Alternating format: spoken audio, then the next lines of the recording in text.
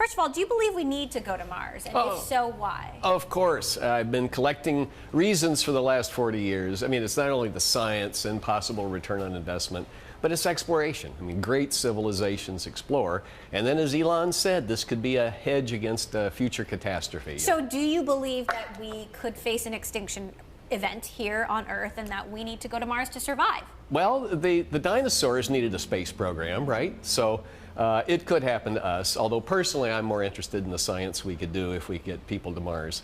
Francois, what are your thoughts on this? And what do you make of Musk's idea that it'll be easier to set up a city there than to just set up going back and forth? No, it's a very good point. And I'm sure at some point, we'll have a city on Mars. And beside Elon Musk and SpaceX, there's already a good dozen of startups working on enabling technology that will facilitate the building of that city. So it makes completely sense, of course. Scott, the plan that Musk laid out, do you see any holes in it, or does this look like it could work? Well, there's nothing in there that's dilithium crystals or the transporter beam. It's all in principle plausible in pieces, but it's of a scale that nobody has ever attempted before. He's talking about a rocket that's 4 times the thrust of the Saturn V. So will it scale up?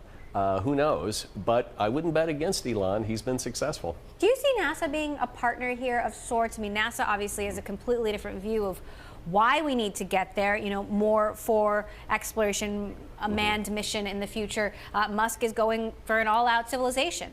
Right. No, I think that this is extremely important, and I think that it would be a public-private partnership and maybe an international partnership as well. I don't see this as being just the U.S. and SpaceX. So, Francois, talk to us about the funding of this. Obviously, it's going to be extremely expensive. You know, by traditional or conventional means, it costs $10 billion a person to get out there. But Elon Musk wants to drop that to $200,000 a person. What do you think about his proposal to investors? So I think that it's going to be a multi-step business plan, and as we can compare that mission with the International Space Station, it got funded, even if at the beginning it was only making sense for research purposes. As soon as there will be a couple of people on Mars, maybe we will find some interesting new type of materials or new property that maybe for large corporates,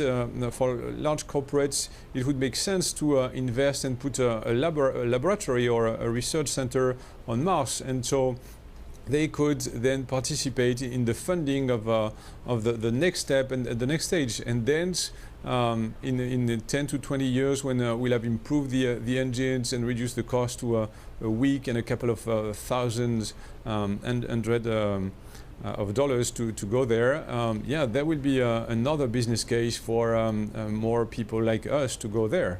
It will take time, but I will see that more in a step-by-step approach like we see for the startup that we are investing in or supporting. Yes.